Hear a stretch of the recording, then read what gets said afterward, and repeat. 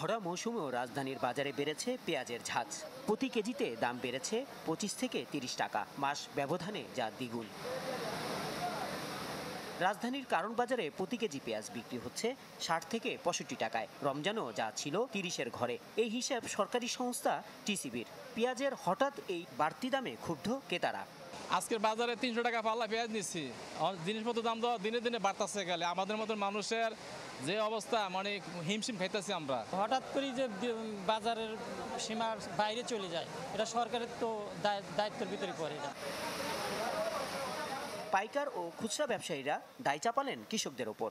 বলছেন, কৃষকদের হাতে থাকা পেঁয়াজ পুরোপুরি বাজারে না আসার কারণেই বাজার এত চড়া।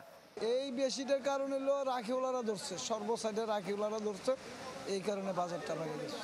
গৃহস্থরা মনে করেন যে নিয়ে আসছে ওই সারা বছর খাবো, ভরে রাখবো, রাখি করছে পেঁয়াজ এই কাস্টমাররা, রাখি করার কারণে একটু দাম একটু বেশি।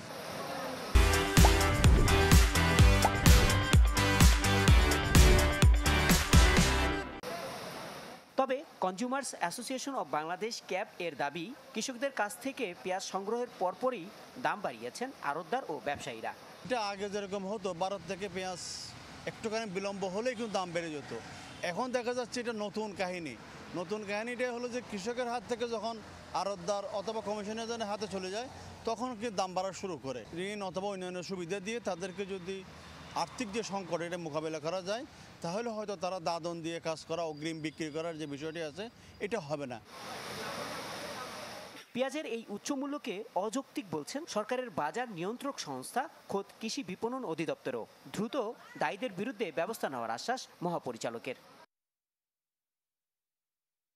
উপর এটা ভোগান্তি, এটা মেনে নেওয়া যায় না। এটা কি আমরা পজিটিভলি দেখছি না? অবশ্যই আমি প্রয়োজনীয় ব্যবস্থা নেব।